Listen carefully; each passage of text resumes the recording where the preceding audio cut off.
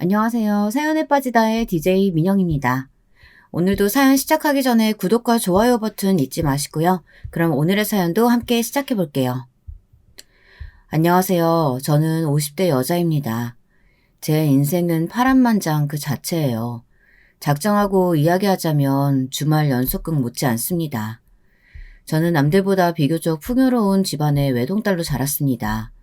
부모님께서 두 분 다 연구원으로 굉장히 엘리트셨어요. 덕분에 저도 어릴 때부터 경제적으로 여유롭게 자랐고 교육도 많이 받았습니다. 저는 고등학교 때까지 전교 1, 2등을 놓치질 않았어요. 그런데 아무리 가진 게 많고 재능이 많아도 사람을 보는 눈이나 판단력은 스스로 터득해야 하는 거더군요. 저는 다른 재능이 넘치는 대신 사람을 보는 눈과 판단력이 많이 부족했어요. 저는 제가 원하던 서울대 법대에 합격했습니다. 제 꿈은 어릴 때부터 판사가 되는 거였거든요. 법대에 합격하고 난 뒤 19년 동안 쉬지 않고 공부한 저에게 보상을 하나 해주고 싶었습니다. 부모님도 대학에 들어가면 지금까지 한 것보다 훨씬 더 힘들 테니 제가 원하는 거라면 뭐든 들어주시겠다고 했어요. 듣고 보니 대학에 들어가면 이제 꼼짝없이 공부만 해야 할 텐데 저도 뭔가 색다른 걸 도전하고 싶었습니다. 저는 고민 끝에 배낭여행을 가겠다고 했어요. 부모님은 당연히 아직 성인도 채 되지 않은 제가 홀로 여행을 간다고 하니 걱정이 이만저만이 아니셨죠. 뭐든지 하라고 했던 말은 취소라고까지 하면서 말리셨어요. 하지만 저도 완강했습니다. 이때가 아니면 갈 기회가 없을 것 같아 부모님에게 처음으로 반기를 들며 우겼어요. 결국엔 제가 이겼고 저는 입학을 한 달 남겨두고 유럽으로 떠났습니다. 한 달 동안 갈 수 있는 곳은 다 다녔어요. 유럽 배낭여행은 제 인생에 있어서 가장 기억에 남는 일이에요. 하루하루 너무 행복했거든요. 그 어떤 것도 계획되어 있지 않고 아무도 나를 모르는 세상에 혼자 덜렁 서 있다는 것이 생각보다 훨씬 더 흥분되고 즐거웠습니다. 배낭여행을 일주일 남긴 어느 날 마지막 여행지였던 영국에서 운명적인 만남이 있었습니다. 요즘에야 유럽에 여행을 다니는 한국 사람들이 많지만 30년 전만 해도 유럽에 아시아 여자 자체가 별로 없었어요. 한국인은 말할 것도 없고요. 여행하는 동안 한 번도 한국 사람을 만나지 못했었는데 영국 런던에 도착하자마자 너무 신기하게 한국인을 만났습니다. 공항에서 멀지 않은 도시의 한 식당이었는데 한국 음식도 아니고 술을 파는 집이었어요. 날씨가 너무 추워서 술집인지 모르고 아무 가게로 헐레벌떡 들어갔는데 술집이더라고요. 저는 놀라서 곧장 나가려고 했는데 어디선가 노랫소리가 들렸습니다. 아주 감미로운 목소리였어요. 그 목소리에 끌려 저는 그대로 자리에 앉고 말았습니다. 그곳에서 그 남자를 만났어요. 바로 저의 첫 번째 남편 승철이에요. 그 사람은 마이크 앞에 서서 노래를 하고 있었어요. 저는 제가 있을 곳이 아니라는 걸 알면서도 콜라를 한 잔 시키고 1시간이 넘게 그 남자의 노래를 들었습니다. 무슨 용기가 났는지 남자의 노래가 끝났을 때 저는 다가가 어느 나라 사람이냐고 물었어요. 한국인이라는 말에 둘 다 서로 놀라서 그 자리에 앉아 2시간을 넘게 떠들었습니다. 승철은 이제 고등학교를 졸업한 한국 여자애가 혼자 한 달 동안 배낭여행을 하고 있다는 사실에 놀랐고 저는 한국 남자가 혼자 영국에서 살고 있다는 사실에 호기심이 생겼습니다. 승철은 가난한 대학생이었어요. 집안이 힘들어서 대학을 휴학하고 돈을 벌러 영국에 왔대요. 낮에는 공장에서 일하고 밤에는 술집에서 아르바이트해서 번 돈을 모두 다 한국에 집에 보낸답니다. 저는 시간이 아깝지 않냐고 했어요. 우선 빚을 지더라도 빨리 대학을 졸업하고 취직해서 돈을 버는 게 이익 아니냐고요. 제 말에 승철은 웃었습니다. 저더러 돈 때문에 힘들어 본 적 없지 않느냐고 되물으면서요. 나 같은 지방 출신이 서울에서 대학 다니려면 한 달에 얼마가 필요한 줄 알아? 등록금은 문제도 아니야. 한 달 생활비가 없어서 학교에 갈 수 없는 지경이라고. 더군다나 나한테는 아들 같은 동생이 있어.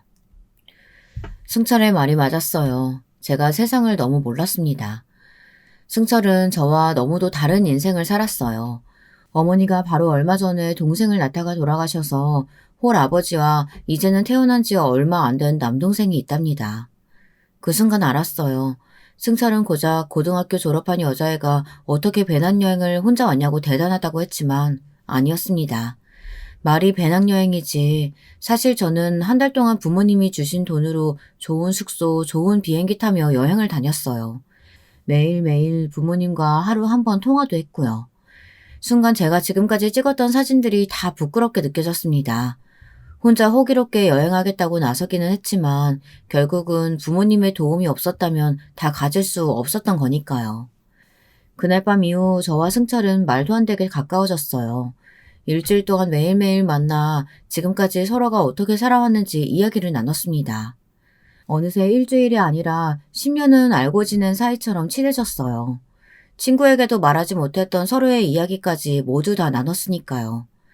런던에서 일주일 동안 저는 승철과 함께 있으면서 지금껏 해보지 못한 일탈을 누렸습니다. 술을 배웠고 담배도 펴봤어요.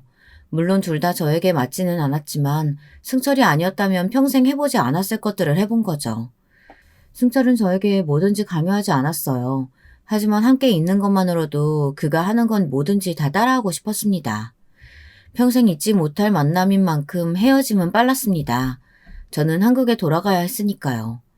헤어질 때도 너무 아쉬워서 서로를 붙잡았습니다.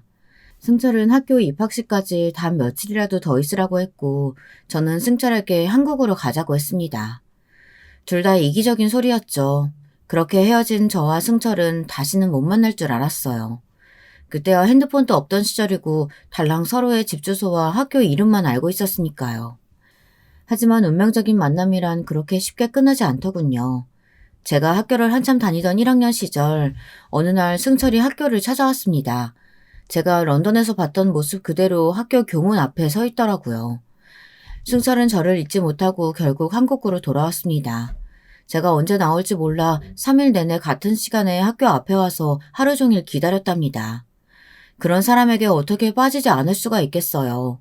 하지만 제 인생에 다시 없을 운명이라고 생각했던 저의 첫사랑은 저를 구렁텅이로 몰아갔습니다. 저의 첫 연애는 얼마 되지 않아 결혼으로 이어졌습니다. 어떻게 그 젊은 나이에 결혼을 했느냐고요? 제가 임신을 하고 말았습니다. 그 일로 저는 부모님과 등까지 졌어요. 제가 승철과 만나고 있다는 사실을 부모님께 철저히 숨겼기 때문에 부모님은 제가 남자를 만나는지도 몰랐다가 임신을 했다고 하니 너무 놀라 쓰러질 뻔하셨어요. 처음엔 제 말을 믿지 않으셨습니다. 제가 나쁜 놈을 만나 사기라도 당한 줄 아셨죠. 부모님은 저를 설득하셨어요. 지금같이 중요한 시기에 임신이 웬 말이냐고요. 저는 승철에게 정신이 빠져 올바른 판단을 내릴 수가 없었어요. 무조건 승철과 결혼해서 아이를 낳겠다고 했어요. 철이 없어도 너무 없었습니다. 지금까지 제가 뭘 하든 부모님이 다 알아서 해주셨으니 그 일도 당연히 알아서 해주실 줄 알았어요. 그런데 제가 잘못 생각했습니다. 부모님은 임신한 저도 저였지만 승철을 마음에 들어하지 않으셨어요. 임신 사실을 알고 인사를 드리러 승철과 함께 집에 왔는데 부모님은 승철의 겉모습만 보고도 싫어하셨습니다. 머리를 염색해서 샛노란색에 옷에는 치렁치렁 이상한 것들을 달고 있었으니까요. 더군다나 대학교도 휴학 상태였고 아직 군대도 다녀오질 않았으니 도무지 봐줄 만한 게 하나도 없었어요. 자네는 직업도 없어 학교도 안 나와. 더군다나 이제 군대도 가야 되는데 도대체 무슨 생각으로 내 딸을 달라는 건가? 아버님이 우선 식만 올리고 살집 구해주시면 제가 어떻게 해서든 순영이랑 아이 책임지고 살 수 있도록 하겠습니다. 승철은 아버지에게 대놓고 집을 구해달라고 했어요. 그러면 어떻게든 새 식구 살아보겠다고요. 하지만 그런 무책임한 말로는 저희 부모님을 설득할 수 없었죠. 지금 그게 말이 되는 소리야? 우리 순영이 서울대 법대생이야. 사법고시 준비해서 판사들애한테 집에서 자네 뒷바라지나 하고 애나 키우라는 소린가? 되지도 않을 소리 하지 말고 지금 당장 우리 집으로 들어오게. 어차피 배부르면 창피해서 학교도 못 다니는데 그 전에 휴학하고 집에서 사법고시나 준비하는 게 낫겠어. 어머니는 절대 제 공부를 그만두게 할 수는 없다며 승철에게 집에 들어와 대릴 사유로 살라고 했습니다. 그리고 제가 아이를 낳으면 승철에게 아이를 키우라고요. 저는 그 방법도 나쁘지 않다고 생각했어요. 그래도 저희 부모님이 경제적으로 여유가 있으니 도와주실 수 있을 때 도움을 받으면서 아이를 키우면 훨씬 수월할 수 있을 거라고 여겼어요. 제가 공부하면서 사법고시에 붙으면 되잖아요. 그럼 우리 세 식구 사는 데는 문제 없으니까요. 그런데 승철의 생각은 달랐습니다. 승철은 혼자가 아니니까요. 승철에게도 홀아버지와 어린 남동생이 있었어요. 지금도 대릴 사이라면 남자들이 학을 떼는데 그 시대에는 자기 부모 형제 다 버리고 처가에 들어가 산다는 건 있을 수 없었죠. 더군다나 사이한테 대놓고 집에서 애나 보라는 것도 말이 안 됐고요. 우리 집으로 내려가자. 어차피 당신 배도 불러오고 사실 준비하려면 서울이든 지방이든 상관없잖아. 우리 집에 가서 우리 아버지랑 내 동생이랑 다섯이서 살아보자. 내가 농사를 하든 막노동을 하든 어떻게 해서든 우리 식구 먹여 살릴게. 승철의 말에 저도 고민하지 않은 건 아니었어요. 사실 제가 부모님 곁을 벗어나 살아본 적이라고는 없는데 뭘 알겠어요.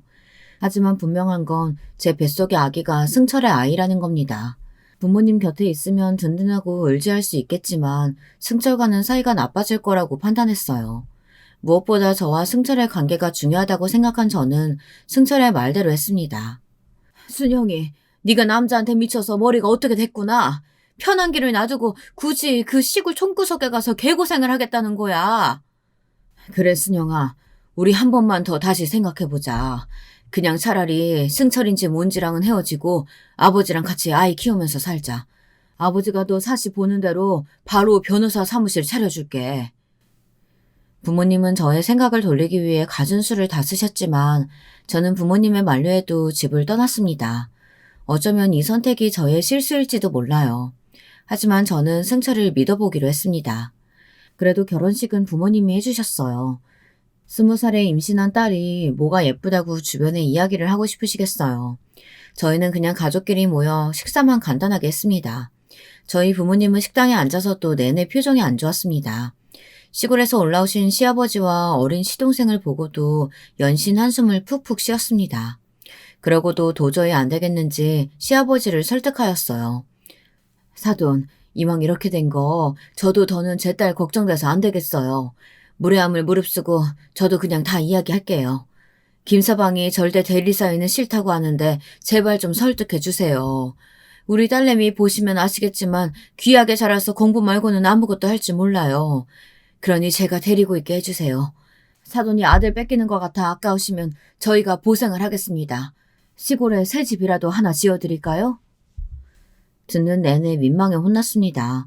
어머니의 급한 마음도 알지만 아무리 그래도 아들을 대리 사이로 데려오겠다면서 보상을 하겠다뇨. 똑같이 자식 키우는 부모가 무슨 사고방식이면 그런 소리까지 하실 수 있나 싶었습니다. 저희 어머니의 태도에 화가 나서 저도 모르게 버럭 소리를 질렀어요. 엄마, 그게 무슨 소리야. 이미 다 끝난 이야기 좋은 날 왜 하고 그래요. 저는 승철과 시아버지 눈치가 보여 어머니의 허리를 쿡 찔렀습니다. 하지만 어머니는 말을 멈추지 않으셨어요. 좋은 날은 무슨. 내가 언제 너더러 시집가라고 했어. 하루라도 빨리 시험 합격해야 할 애가 시골 촌구석에 박혀서 무슨 공부를 하겠다는 거야. 어머니는 이제 아예 시아버지와 승철이 보이지 않는 건지 흥분해서 말을 쏟아내셨어요. 어린 시동생은 음식도 못 먹고 슬슬 눈치를 살피고 있었고요. 그때 승철 얼굴을 보니 화가 났는지 붉게 타오르고 있더군요. 이대로 두면 안 되겠다 싶어 제가 어머니에게 그만하시라고 할 참이었어요. 그런데 그때였어요. 시아버지께서 인자한 얼굴로 웃어 보이셨습니다. 사돈, 똑똑한 딸아이 다리 묶였으니 얼마나 속상하시겠어요. 저도 그 마음 잘 압니다. 그래도 이왕 우리 집으로 가기로 한 거 제가 책임지고 우리 며느리 잘 살피고 공부도 할 수 있게 할 테니까 너무 걱정하지 마세요. 사돈, 너무 태평하신 거 아닙니까? 사돈이 우리 딸을 돌보긴 뭘 돌봐요. 사돈 둘째 아들이 고작 이제 돌이 지났는데 그러다가 우리 딸이 사돈 둘째 아들까지 키우느라 고생하는 거 아닌지 모르겠습니다만. 사돈이 무슨 걱정하시는 줄 압니다. 하지만 제 아들들은 제가 알아서 잘 키울 수 있어요. 우리 며느리도 제가 잘 돌볼 수 있으니 걱정 마세요. 저희 부모님은 시아버지를 만나고 나서 더 불안해하셨습니다. 지풀도 없으면서 입만 살아서 꿈같은 소리를 한다고요. 반면 저는 그날 시아버지를 뵌 게 처음이었는데 마치 이전에 뵌 적이 있는 것처럼 마음이 편했습니다. 승철이 나이에 비해 항상 진득하고 차분한 게 누구를 닮았나 했더니 시아버지를 닮았더군요. 저는 계획대로 승철을 따라 시골로 내려왔어요. 사실 정말 솔직하게 말하자면 시골에 내려온 첫날 저는 후회했어요. 어머니 말대로 새로 집을 지어달라고 할 걸 그랬습니다. 승철이 고등학교 때까지 살았다는 시아버지의 집은 정말 집이라고 하기에는 말도 안 됐어요. 얼마나 낡았는지 집에는 곰팡이가 가득하고 지붕은 다 무너져가고 있더라고요. 시골에 내려오자마자 승철은 아이 키울 돈을 벌어오겠다며 배를 타고 바다로 나갔습니다. 사실 그때가 저는 제일 힘들었어요. 승철에게 배는 위험하다고 나가지 말라고 했는데도 승철은 고집을 피웠습니다. 눈 딱 감고 1년만 배 타고 돌아오면 2, 3년 생활비는 거뜬히 벌 수 있다고요. 제 입장에서는 우울할 수밖에 없는 게 승철과 살고 싶어서 이 시골까지 내려온 건데 결국은 승철이 떠나고 저만 남게 됐으니 마음이 좋지 않았습니다. 승철이 바다로 떠나고 몇 개월은 매일 밤 눈물로 밤을 지새웠습니다. 제가 우겨서 이 시골까지 온 것이니 서울에 계신 부모님께도 연락을 할 수가 없었어요. 오로지 시아버지와 어린 시동생과 의지하며 살아야 했죠. 그런데 제가 잘못 생각해도 한참 잘못 생각했습니다. 이래서 어른들 말이 부모 말을 들어야 한다고 하나 봐요. 우리 부모님 앞에서는 당신의 아들들도 며느리인 저까지 알아서 돌보겠다고 하신 시아버지께서 전혀 아무 생각이 없어 보였어요. 지금까지 도대체 어린 시동생을 어떻게 키우신 건지 새벽이면 본인은 일하러 나가버리셨어요. 어린 시동생과 저만 집에 놔두고요. 저는 설거지 한번 해본 적 없이 시집 와서 할 줄 아는 거라고는 없었습니다. 그런 제가 지금 당장 돌지는 아이를 어떻게 키우겠어요. 저는 며칠 어린 시동생을 돌보다가 그만 탈이나 몸살이 났습니다. 저는 시아버지가 일터에서 돌아오자마자 말씀드렸어요. 도저히 시동생이랑 둘이 못 있겠다고요. 그러자 시아버지께서 얼굴이 싹 변했습니다. 여기가 아직도 너네 친정인 줄 아니? 시집 왔으면 며느리로서 할도리를 해야지. 어디서 투덜거리고 있어? 저는 그 순간 제가 결혼식 날 보았던 시아버지가 맞나 싶었습니다. 전혀 다른 사람 같았어요. 제가 몸도 무거운데 시동생까지 키우는 건 무리라고 다시 한번 말하자 시아버지는 코웃음을 쳤습니다. 네 남편은 돈 벌어 오겠다고 위험한 바닷바람 맞으면서 배 타고 있는데 아내라는 게 애 하나 못 키우겠다고 징징거려? 너희 친정부모는 널 그따위로 가르쳤냐? 친정 부모님 말씀까지 하시는데 저도 듣고만 있지 못하겠더라고요. 여기서 저희 부모님 말씀이 왜 나와요? 아버님이야말로 본인 아들이면 본인이 키우셔야지 왜 저한테 떠넘기세요? 제가 하루라도 빨리 사시 통과해야 승철 씨도 마음 편히 살 거 아니에요. 사시 같은 소리 하고 있네. 어린 게 발랑 까져서 우리 아들 꼬셔서 임신한 주제에 사시는 무슨 수로 봐?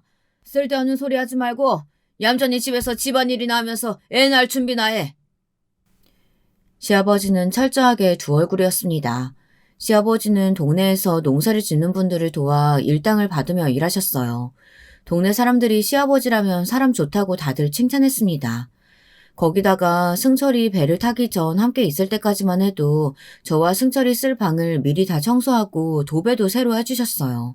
거기다가 제가 쓸 책상이라면서 시장에서 새로 사다 주시기까지 하셨습니다. 그런데 승철이 배를 타고 나가자마자 본색을 드러내셨어요. 저는 그날 이후 우울해서 아무것도 할 수가 없었습니다. 하지만 우울하다고 해서 가만히 있을 수만은 없었어요. 해야 할 공부는 산더미였고 돌쟁이 시동생은 툭하면 울고 보챘습니다. 저는 스트레스가 어마어마했어요.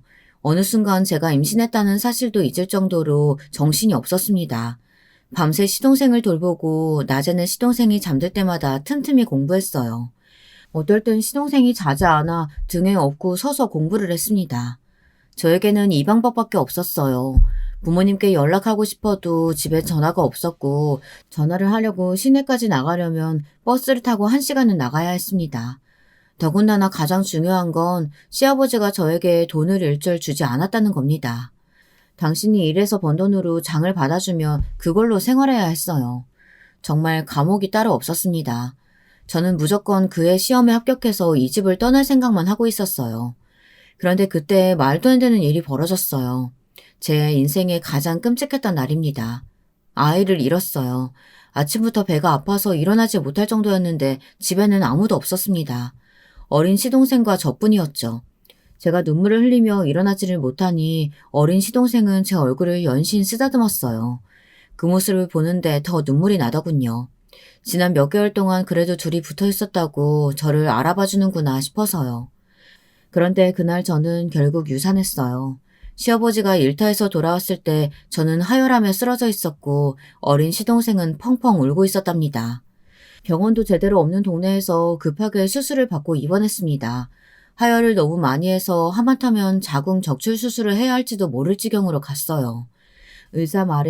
당시 의사 말이 앞으로 아이를 갖기 힘들지도 모르겠다고까지 했어요. 저는 몸도 마음도 다 지쳐 엉망이 되어 있었습니다. 누군가에게라도 위로를 받고 싶어 배를 탄 남편에게 연락했는데 연락이 되질 않았어요. 바다 상황이 좋지 않으면 배 안에서 통화가 아예 안 되고 남편이 육지에나 도착해야 전화를 하니 이야기할 곳이 없었죠. 그런 와중 더 힘들었던 건 시아버지의 구박이었습니다. 시아버지는 아이를 잃은 게 제 잘못이라네요. 그러게 벌어다 주는 돈 가지고 집에서 얌전히나 있으라니까 주제에 공부한다고 나대더니만 결국은 사고를 치네 쳐. 의사 말이 이제 몸도 망가져서 애를 못 낳을 수도 있다고 하던데 네가 아주 우리 집안 대를 끊어놓는구나. 그전 같으면 저도 똑같이 소리 지르며 바락바락 대들었겠지만 그때는 그럴 힘도 없었습니다. 시아버지를 상대하고 싶지도 않았어요. 너무 힘들고 지쳐서인지 친정 부모님 생각이 절로 났습니다. 저는 자존심이고 뭐고 다 버리고 시아버지가 일하러 나간 틈에 성치도 않은 몸으로 시동생을 안고 시내에 나가 친정에 연락했어요. 제가 아이를 유산해서 몸이 많이 상했다고요. 거기다가 시아버지가 너무 못되게 굴어서 같이 못 살겠다고 이야기를 했습니다. 그러게 내가 서울에 있으라고 했잖아. 안 그래도 몸도 약한 애가 유산까지 했으니 얼마나 아플 거야. 기다려. 엄마가 당장 데리러 갈 테니까. 진작 어머니에게 연락을 드렸어야 했어요. 제 딴에는 남편이 돌아올 때까지 어떻게든 혼자 힘으로 해결하라고 했는데 변수가 생겼으니 생각을 바꿔야겠다 싶었죠. 남편이 돌아올 때까지 우선 친정에 가 있자 싶었습니다. 그런데 세상 일이라는 게 참 마음대로 되지를 않습니다. 아무래도 저와 시아버지는 악연인지도 모르겠어요. 서로가 서로에게 도움이 되지 않는 존재 말입니다. 다음날 친정 부모님이 저를 데리러 내려왔어요. 저는 시아버지가 주무실 때 미리 짐을 싸서 숨겨두었습니다. 그리고 일터에 나가기를 기다렸죠. 그런데 문제가 하나 있었어요. 바로 어린 시동생이었습니다. 시아버지가 안 계실 때 집을 나가려고 해도 이제 말도 제법 하고 여기저기 뛰어다니기까지 하는 시동생을 혼자 두고 저만 서울에 올라갈 순 없었어요. 결국은 시아버지가 일터에 나가기 전 제가 말씀을 드렸습니다. 아버님, 오늘은 승민이 도련님 데리고 가세요. 저 이따가 친정 부모님 오시면 따라 올라갈 거예요. 미리 언질도 없이 제가 친정에 올라간다고 하자 시아버지는 노발대발 난리를 쳤습니다. 너 지금 그걸 말이라고 하냐? 식 올렸으면 너는 이제 우리 집 귀신이야. 어디 감히 친정에 올라가기로 올라가. 며느리라고 집에 들어와서 한 것도 하나 없이 밥만 축 내놓고 이제는 뭐? 집을 나가? 내가 너 가만히 둘 것 같냐? 시아버지는 얼굴에 힘줄까지 바짝 세우며 고래고래 소리를 질렀어요. 금방이라도 얼굴이 터질 것 같았습니다. 그런데 그때 저희 친정 부모님이 시댁 앞에 도착하셨어요. 어머니 아버지는 제게 소리를 지르고 있는 시아버지에게 똑같이 소리를 지르시며 저를 데려가겠다고 하셨습니다. 그러자 시아버지께서는 저를 못 데려가게 했습니다. 아들이 올 때까지 저도 여기 있어야 한다고요. 사돈, 우리 애 얼굴 좀 보세요. 애가 핏기도 하나 없고 살이 쪽 빠진 게 너무 안쓰러워서 도저히 여기 들 수가 없네요. 고집 그만 피우시고 순영이 데려가게 해주세요. 당신은 우리가 우리 애 데려가겠다는데 왜 사정을 해? 저기요 사돈, 결혼식 날 우리한테 뭐라고 하셨습니까? 딸 걱정하지 말라고 하셨죠? 근데 이게 뭐예요? 우리 애가 죄수도 아니고 다 쓰러져가는 집에 가둬두고 사돈 아들이나 키우게 한 거예요? 실랑이 끝에 어머니는 저더러 차에 타라고 소리를 질렀습니다. 그러자 거실로 나온 어린 시동생이 울고불고 난리가 났어요. 저더러 가지 말라고 애원했습니다. 그리고 사고가 났어요. 저를 못 말리게 말리던 시아버지가 그대로 바닥에 쓰러졌습니다. 놀라서 시아버지를 응급실로 모시고 갔는데 가는 도중에 시아버지께서 돌아가시고 말았어요. 그 일이 바로 제 인생에 있어 두 번째 끔찍한 일이었습니다. 병원에서는 급성 뇌출혈로 사망하셨다네요. 하늘도 정말 무심하십니다. 정말이지 저에게 왜 이러는지 모르겠어요. 시골에 내려와 남편이 배를 타러 나가고 나서 저는 매일 밤 남편이 돌아오기만을 그토록 바랬습니다. 그런데도 시간은 더디게만 흘렀죠. 그런데 남편이 돌아왔는데도 하나도 기쁘지 않았어요. 남편은 아이의 유산 소식과 시아버지의 죽음을 동시에 접하고 놀라 돌아왔으니까요. 장례를 치르고 집에 돌아왔을 때 남편은 전과 같지 않았어요. 마치 다른 사람 같았습니다. 남편이 떠나 있던 시간 동안 있었던 일을 제 딴에는 제 입장에서 설명했는데 남편은 하나도 들리는 것 같지 않았어요. 어쨌든 남편도 아이를 잃고 아버지를 잃었으니까요. 그날 이후 우리 가족은 많은 것이 변했습니다. 친정 부모님은 어떻게든 저를 데리고 올라가려고 하셨지만 저는 남편 곁에 있겠다고 했어요. 이미 벌어진 일이고 누구의 잘못이라고 할 수도 없는 일이었지만 저와 남편은 부부이니 함께 있어야 한다고 여겼거든요. 그런데 시간이 지나도 남편은 전처럼 돌아오지 않았습니다. 오히려 남편은 일도 안 하고 밖으로만 돌았어요. 하다 하다 남편이 배를 타고 벌어온 돈까지 다 떨어지게 생겨 저는 남편에게 어떻게 할 거냐고 물었습니다. 그럴 때마다 남편은 대꾸도 하지 않았어요. 제 얼굴을 쳐다보지도 않았습니다. 저는 답답한 마음을 애써 감추며 남편 마음이 돌아오길 바랬어요. 저는 할 수 있는 일이 없었어요. 그동안 사법고시를 2번이나 떨어졌지만 계속 끈을 놓지 않고 공부하며 시동생을 살뜰히 키웠습니다. 노력하는 제 모습을 보면 남편이 돌아올까 싶어 더 열심히 했어요. 그런데 남편은 매일 아침이면 시내에 나가서 집에 돌아올 생각을 안 했습니다. 저는 남편이 매일 어디를 가는 건가 이상해서 뒤를 밟았어요. 그런데 잠깐 볼 일이 있다며 나간 사람이 이상한 건물 지하로 들어갔습니다. 간판에는 로카페라고 적혀 있었어요. 저는 설마 노래를 부르러 다니는 건가 보다 싶었죠. 그런데 록카페라고 적힌 그곳은 막상 들어가 보니 콜라텍이었습니다. 아줌마 아저씨가 음료 마시고 춤추며 노는 곳이요. 그런데 잠시 뒤 제 눈앞에 말도 안 되는 그림이 펼쳐졌어요. 남편이 웬 여자랑 딱 붙어서 밖으로 나가길래 쫓아갔더니 글쎄 계단 밑에서 끌어안고 뽀뽀하고 아주 난리가 났더군요. 남편이 배를 타고 떠나 있던 1년 동안 저는 별의별 소리를 다 들었습니다. 다들 부부가 결혼하자마자 떨어져 있으면 안 된다고들 했죠. 젊은 남자가 배 타고 외국 여기저기 다니다 보면 분명 딴짓을 한다고요. 하지만 저는 남편을 믿었습니다. 바보처럼 저희의 사랑을 믿은 거죠. 그런데 모두 다 제 착각이었습니다. 이미 남편은 제가 알던 승철이 아니었어요. 그날 밤 저는 집에 돌아온 시동생을 꽉 껴안고 울었습니다. 저는 앞으로 어떻게 살아야 하나 싶었죠. 저는 아무래도 남편과 단판을 지어야 할 것 같아 그날 저녁 남편에게 물었어요. 사실 낮에 당신이 콜라텍에 들어가는 모습 봤어. 당신이 나한테 어떻게 이럴 수가 있어? 저는 차분하게 이야기하려고 했지만 도저히 감정이 가라앉지 않아 울컥하고 말았습니다. 하지만 제 말에도 남편은 대답이 없었어요. 피곤하다는 듯 인상만 쓰고 있었죠. 저는 화가 나서 소리를 질렀습니다. 어떻게 나를 두고 그러냐고요. 그러자 남편이 날카로운 눈으로 저를 쏘아보았습니다. 너야말로 내가 없는 동안 어떻게 했길래 이 사단을 만들어? 애까지 유산하는 것도 모자라서 아버지까지 죽여? 네가 그러고도 내 앞에서 당당할 수 있어? 순간 저는 가슴에 비수가 꽂히는 것 같았습니다. 남편은 지금까지 그렇게 생각하고 있었던 거예요. 아이를 잃은 것도 시아버지가 돌아가신 것도 다 제 잘못이라고 생각한 거죠. 그날 남편과 소리를 지르며 몇 시간을 싸웠지만 아무것도 해결되지 않았어요. 오히려 서로에게 심한 말만 퍼부느라 감정만 더 상했죠. 저는 그제야 깨달았습니다. 저와 남편은 이미 끝난 관계라는 걸요. 저는 마음을 다잡고 서울로 올라가기로 정했습니다. 남편도 그걸 원하는 것 같았고요. 그런데 인생이란 정말 한치 앞을 모르겠습니다. 사람이 바닥을 보이는 건 정말 한순간이더군요. 남편이 말도 없이 떠나버렸어요. 심하게 다툰 다음 날 언제 나갔는지 집에 없길래 또 콜라텍이나 갔나 보다 했는데 그날 밤이 될 때까지 돌아오지 않더군요. 그 다음 날도 그 다다음 날도 남편은 돌아오지 않았습니다.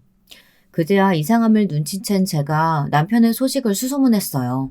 저는 남편이 말도 없이 또 배를 탔나 싶어 함께 배를 타는 동료들에게 연락을 했는데 아니랍니다.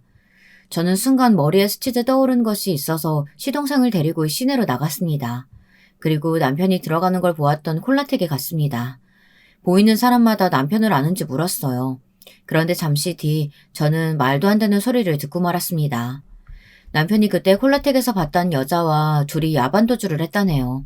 알고 보니 그 여자 남편이 콜레텍이 있는 시장 상가 주인인데 그 상가를 멋대로 팔아먹고 그 돈을 가지고 둘이 도망갔대요.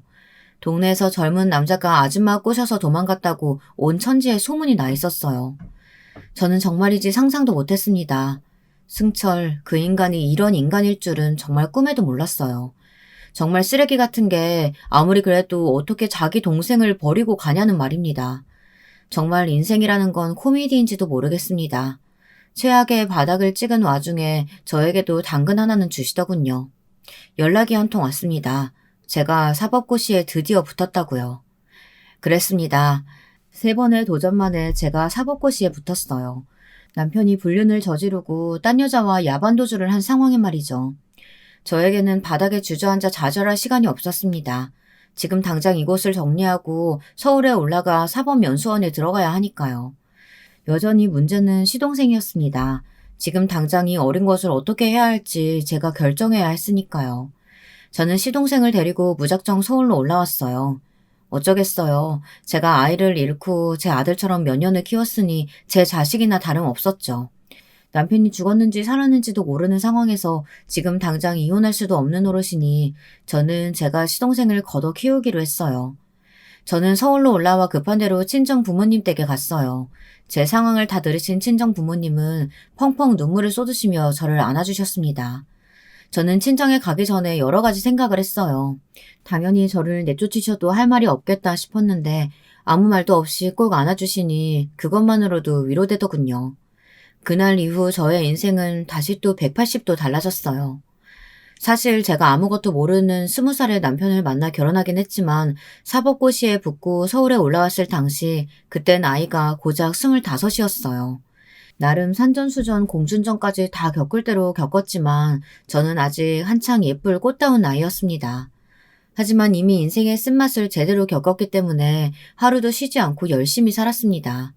사실 부모님의 도움이 없었다면 저 혼자서는 절대 해내지 못했을 거예요. 제가 연수원에 있는 동안 부모님께서 시동생을 살뜰히 키워주셨습니다. 저는 곧바로 변호사 사무실을 개업해서 변호사로 일했어요. 제가 나이는 어리지 사실 이미 수많은 경험을 한 덕분에 저는 이혼 전문 변호사로 꽤 이름을 좀 날렸습니다. 특히나 바람난 남편에게 조금이라도 더 위자료를 뜯어내주는 그런 변호사로 유명했죠. 그렇게 정신없이 살다 보니 어느새 20년이 흘렀어요. 20년 동안 남편에게서는 연락이 아예 없었어요. 나쁜 새끼도 그런 나쁜 새끼가 없었죠. 저는 아예 남편을 잊고 살았습니다. 시동생도 부쩍 자라 성인이 됐어요. 시동생도 어린 나이에 많은 일을 겪어서인지 나이에 비해 항상 성숙했습니다. 제가 키운 덕에 머리도 좋아서 시동생도 저를 따라 법대를 갔어요. 로스쿨에서 삭실히 공부했습니다. 시동생은 사실 왜 제가 본인을 키우게 됐는지 정확하게 알지는 못해요. 사실 어른인 저도 지금 생각하면 어떻게 감당하고 살았나 싶은데 어린 시동생이 그 사실을 다 알게 되면 감당할 수 있을까 싶었죠. 시동생은 말이 없고 참 묵묵해요. 가끔 보면 너무 말이 없어서 도대체 무슨 생각을 하고 살까 싶기도 했습니다. 그러던 어느 날이었습니다. 저에게 또 믿기지 않는 일이 벌어졌어요. 어느 날 병원에서 연락이 왔는데 잊고 있었던 제 남편 승철의 이름을 들었습니다. 보호자 없는 시신이 한 구 발견됐는데 DNA 결과 김승철 씨로 밝혀졌고 호적상 가족이 저뿐이라 연락했다네요. 저는 시신이라는 말에 놀라 바닥에 주저앉아 버렸습니다. 옆에 있던 시동생이 놀라 무슨 일이냐고 물었죠. 저는 시동생에게 이야기하고 함께 병원으로 달려갔습니다. 시신은 정말 제 남편이 맞았어요. 반지하 월세방에서 혼자 살다가 사망했는데 보호자가 없어서 한참 동안 방치됐다가 집주인에 의해 발견됐다네요. 제가 생각이 짧았습니다. 시동생을 데리고 가는 게 아니었어요. 시동생은 남편을 보자마자 너무 놀라 손까지 벌벌 떨더군요. 그러더니 경찰에게 부검해달라고 했습니다. 저는 이해가 되지 않았지만 시동생이 하고 싶은 대로 하게 뒀어요. 저희는 경찰서에 가서 간단하게 조사를 받고 집으로 돌아왔습니다. 그런데 며칠 뒤 경찰서에서 부검이 끝났다며 연락이 왔는데 남편이 스스로 목숨을 끊은 거라고 하더군요. 그날 이후 시동생은 충격이 컸는지 전보다 훨씬 더 말수가 줄었어요. 얼굴도 기억나지 않는 형 때문에 뭘 저렇게 힘들어할까 싶으면서도 시동생이 걱정됐습니다. 더군다나 시동생은 공부를 핑계로 집에 잘 들어오지도 않았어요. 제가 시동생을 걱정하느라 밤잠까지 설치니 부모님은 시동생도 이제 성인인데 제가 언제까지 데리고 살 거냐고 이제 슬슬 내보내라고 하셨습니다. 제가 시동생을 꼭 자식처럼 대하는 것 같아 걱정하시면서요. 그런 소리를 처음 듣는 것도 아니다 보니 저는 화도 나질 않았습니다. 사실 호칭만 시동생이지 저에게는 아들이나 다름없었으니까요. 20년 동안 살았는지 죽었는지도 몰랐던 남편의 행방을 찾았으니 저는 차라리 속이 후련했습니다. 그리고 드디어 남편과의 서류도 정리됐어요. 남편 사망신고를 하고 돌아오는데 시동생에게 말할 수는 없었어요.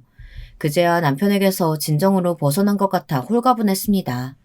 그렇게 시간이 흘러 시동생은 검사가 됐어요. 집도 독립해 나갔습니다. 저는 이제야 할 일을 다 마친 것처럼 너무 뿌듯해 시동생 얼굴만 봐도 웃음이 절로 나왔죠. 너무 대견해서요. 시동생이 검사가 된 이후에는 자주 보지 못했어요. 뭐가 그렇게 바쁜지 집에 통 오지를 않더라고요. 저는 속이 후련해야 하는데 자꾸만 외로웠습니다. 정말 자식을 출가시킨 부모처럼 말이죠. 그런데 그런 저의 헛헛한 마음에 불씨를 키운 남자가 있었어요. 50이 넘은 나이에 주책이라고 생각할 수도 있지만 저는 다시 한번 사랑에 빠지고 말았습니다. 남자는 저와 함께 일하던 변호사의 의뢰인 중에 한 명이에요. 어떤 사건이었는지는 자세히는 모르지만 남자의 아들이 억울한 사건에 휘말려 재판을 했는데 승소했다고 하더라고요. 저와는 사무실을 오다 가다 만났는데 저에게 은근슬쩍 데이트 신청을 해서 몇 번 만났습니다. 남자는 홀로 아들을 키우는 돌싱이더라고요. 남자는 나이에 비해 굉장히 다정다감하고 자상했어요. 너무 오랜만에 남자를 만나는 거라 그런지 저는 금방 빠져버렸습니다. 이 나이에 주책이라고 하실 수 있겠지만 저는 오랜만에 하는 연애에 시간 가는 줄 모르고 신나 있었어요. 제 연애 소식에 저보다 더 신난 건 부모님이셨습니다. 제발 당신들이 죽기 전에 제가 남편이랑 오순도순 사는 모습을 보는 게 소원이라고 하시면서요. 부모님 말씀을 듣고 보니 저도 새로운 삶을 살고 싶다는 생각을 했습니다. 남자도 저에게 결혼하고 싶다고 은근히 고백하기도 했고요. 저도 진지하게 생각해보겠다고 했습니다. 제 이야기를 들으신 부모님께서 굳이 시동생에게 제가 남자친구가 생겼다고 이야기하셨나 봐요. 뜬금없이 시동생한테 연락이 와서 저더러 남자친구 얼굴 좀 보여달라고 하더군요. 형수, 남자 보는 눈 없는 거 내가 제일 잘하는데 무조건 내가 만나야지. 약속 잡아요. 내가 꼼꼼히 보고 판단해 줄 테니까.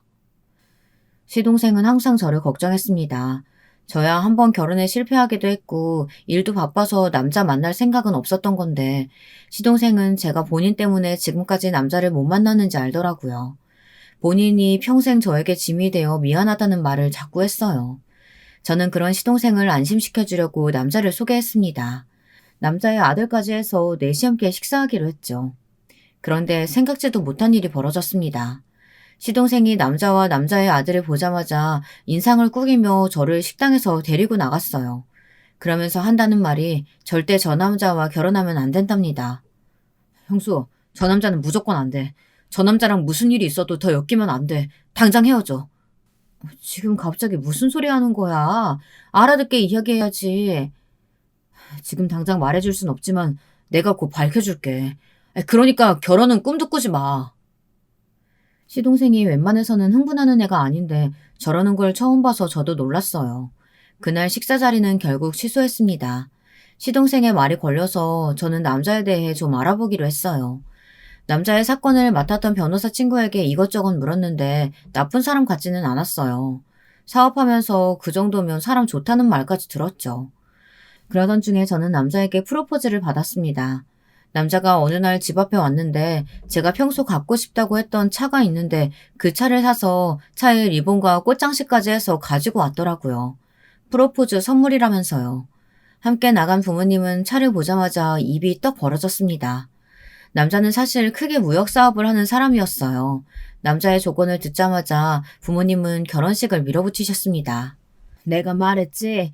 네가 결혼하는 모습만 봐도 이제 죽어도 여한이 없다고. 제발 이번만큼은 부모 말 좀 들어. 저는 시동생의 말이 자꾸만 걸렸지만 부모님 말씀도 그냥 지나칠 수는 없었어요. 제발 이번만큼은 부모님 말 좀 들으라는 말이요. 제가 20살에 부모님 말씀을 안 들어 생고생을 했던 걸 생각하면 이번엔 부모님 말씀을 듣는 게 맞았습니다. 저는 결혼하기로 했어요. 결정을 내리자마자 곧바로 시동생에게 연락했습니다. 시동생이 왜 그 남자를 만나지 말라고 하는지는 모르지만 제가 보기엔 좋은 사람 같았거든요. 그런데 제가 결혼한다는 말을 하자마자 시동생답지 않게 버럭 화를 냈습니다. 내가 그 남자는 안 된다고 했잖아요. 그 나이에 뭐가 그렇게 급하다고 결혼을 섣불리 결정해요. 그렇게 남자가 좋아요? 순간 저도 화가 나더군요. 저더러 언제든 남자 만나서 연애도 하고 결혼도 하라고 할 땐 언제고 이제와 제 나이까지 운운하더니 마치 제가 남자에 환장한 것처럼 이야기하더라고요. 내가 널 어떻게 키웠는데 이제 좀 컸다고 진짜 내 시동생 노릇이라도 하겠다는 거야? 제가 화를 내니 시동생도 아차 싶었는지 목소리를 낮추며 잘못했다고 하더군요. 그러더니만 시동생 말이 자신이 그 남자 뒤를 캐고 있답니다. 저에게 아직 자세히 말할 수는 없지만 최근에 그 남자 아들이 관련된 사건이 있는데 그 사건이 뭔가 석연치 않답니다. 시동생이 현재 조사 중이니 저에게 조금만 기다리라고 했어요. 저는 이야기를 듣다가 놀라 시동생을 다그쳤습니다.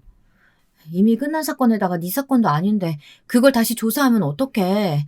언제는 내가 행복하길 바란다더니만 막상 내가 결혼한다고 하니까 싫은 거야? 저는 이제 막 검사가 된 초임이 자기 일도 아닌 일까지 왜 조사한다는 건지 이해가 되지 않았어요. 그래서 순간 하지 말아야 할 말까지 하고 말았습니다. 그날 저와 시동생은 처음으로 서로에게 상처를 주고 다퉜어요. 그리고 얼마 뒤 저는 결혼을 강행했습니다. 시동생이 했던 말이 신경 쓰이지 않았던 건 아니지만 그래도 제가 좋아하는 사람인데 제가 믿지 않으면 누가 믿어주겠어요. 저는 새로운 인생을 위해 한 번 더 용기를 냈습니다. 그리고 곧바로 식을 올렸어요. 시동생에게 전화도 하고 청첩장도 보냈는데 시동생은 연락도 없었습니다. 처음엔 시동생이 많이 서운한가 싶어서 저도 걱정됐는데 결혼식 날까지 시동생이 나타나지 않으니 저도 서운하더라고요. 이래서 머리 검은 짐승은 거두는 게 아니라고 했어. 자기가 너 없었으면 지금 어디서 살아있지도 못했을 텐데 기껏 먹이고 키워서 검사 만들어 놨더니만 결혼식 날 코빼기도 안 보여? 저희 아버지 어머니는 시동생을 더 괘씸하게 생각하셨어요. 그동안 제가 시동생에게 어떻게 했는지 누구보다 옆에서 다 보셨으니까요. 신혼여행에 가서도 내내 시동생 생각에 저는 기분이 울적했습니다. 누구보다 시동생에게 축하받으며 결혼하고 싶었는데 어쩌다 상황이 이렇게 됐을까 싶더라고요.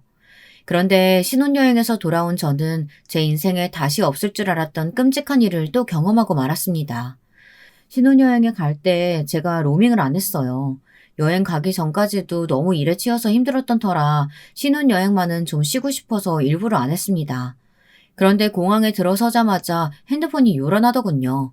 부재중 연락이 밀려 들어왔어요. 저는 무슨 일인가 싶어 부재중이 찍힌 연락처로 전화했습니다. 그런데 이게 웬일인가요? 경찰서에서 온 전화더군요. 시동생이 스스로 목숨을 끊었답니다.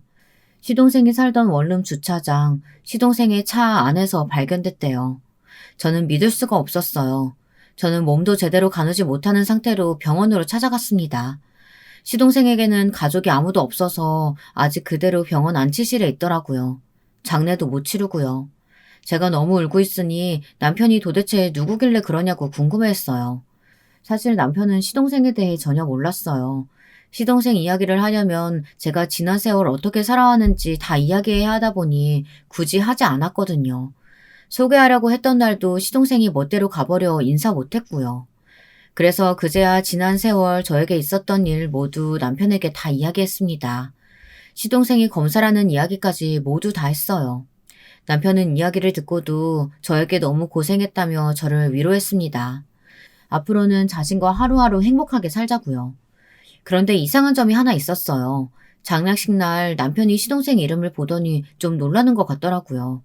몇 번이나 사진을 보며 이름을 확인했습니다.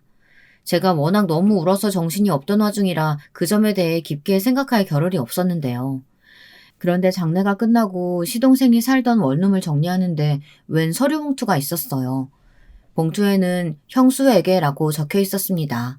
저는 놀라서 헐레벌떡 봉투를 열었어요.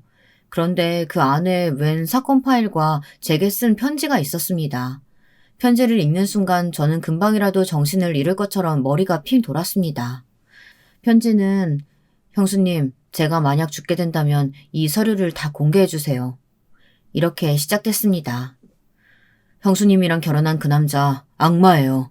제발 지금이라도 늦지 않았으니 헤어지세요. 편지에 적힌 내용은 구구절절 시동생이 저를 걱정하는 말뿐이었습니다. 저는 편지를 읽는 순간 정신이 번쩍 드는 것 같았어요. 저는 그대로 서류 봉투를 들고 제가 아는 검사랑 검사들은 다 만나고 다녔습니다. 저와 연수원 동기지만 사이는 별로 안 좋은 친구가 있었는데 그 친구가 당시에 부장검사였어요. 그 친구에게까지 찾아가 부탁했습니다. 이미 증거는 이 봉투에 다 있으니 제발 사건을 재수사해달라고요. 동기 좋다는 게 뭐야. 제발 내 남편 구속 좀 시켜줘. 네, 저는 제 남편을 제 손으로 파멸시켰습니다. 사건은 이랬어요. 남편 아들, 그러니까 제 아들이 될 수도 있었던 그 녀석이 지나가던 여자와 시비가 붙어 다투다가 그만 여자를 밀어 안타깝게도 사망한 사건이 있었습니다. 남편의 아들은 억울하다며 고의가 아니었다고 진술했어요. 하지만 피해자 측에서는 남편의 아들이 추행하려고 하다가 저지른 거라고 주장했죠. 상황을 지켜본 증인이 있다고요. 그런데 피해자 측 증인이 법정에 나서지 않아 증거 불충분으로 무죄가 됐고 말입니다. 그런데 법정에 나타나지 않았던 증인이 바로 저의 전남편 승철이었답니다. 시동생이 남편이 죽고 얼마 뒤 우연히 남편이 어떤 사건 증인이었는데 법정에 가지 않아 사건이 종결되었다는 사실을 알게 됐답니다. 시동생은 아무래도 이상해서 다시 조사했는데 석연치 않았던 점이 많았던 거죠. 남편이 방에 불을 질러 사망했는데 신기하게도 남편 집만 타고 다른 집에는 전혀 피해가 없었답니다. 그 점을 이상하게 생각한 시동생이 조사했는데 누군가 불을 끄고 사라진 모습이 찍힌 CCTV 영상을 확보하게 된 거예요. 그걸 바탕으로 전 남편이 자기가 스스로 목숨을 끊은 게 아니라 누군가 의도적으로 불을 냈을지도 모른다는 의심을 하게 된 겁니다. 사건을 깊숙이 파고들다 보니 사건의 피의자와 그의 아버지까지 보게 된 거예요. 바로 현재 제 남편과 아들을 말이죠. 그래서 저에게 결혼하지 말라고 한 겁니다. 시동생은 제 결혼식 직전 결정적인 증거를 확보했습니다. 남편의 아들이 상습적으로 밤길에 혼자 다니는 여자들을 위협해서 추행하다가 신고당한 전력이 있다는 사실을 알게 된 거예요. 남편이 일일이 큰 돈으로 합의하고 마무리돼서 조서에서 누락되어 있었던 거죠. 시동생이 준비해둔 증거를 바탕으로 재수사에 들어갔는데 전 남편과 시동생이 스스로 목숨을 끊은 게 아니라는 사실이 밝혀졌습니다. 그리고 죽은 검사가 제 시동생이라는 사실을 알게 된 남편이 자수했어요. 아들의 사건을 해결하기 위해 사람을 써서 증인을 죽게 했다고요. 기껏 사건이 다 마무리됐는데 한 검사가 또 패해치려고 해서 똑같은 방식으로 죽게 했답니다. 남편과 남편의 아들은 현재 재판 중입니다. 남편은 저에게 계속해서 연락해왔지만 저는 받지 않고 있어요. 그러자 편지까지 보내왔습니다. 제발 용서를 구할 기회라도 달라고요. 하지만 저는 아직도 이 현실이 믿기지 않습니다. 남편을 다시 마주할 준비가 되지 않았어요. 저 스스로 제가 용서되지 않았습니다. 저는 현재 시아버지가 살았던 집에 내려와 있어요. 금방이라도 쓰러질 것처럼 낡은 집에서 먹고 자며 제 지난 인생을 돌아보고 있습니다.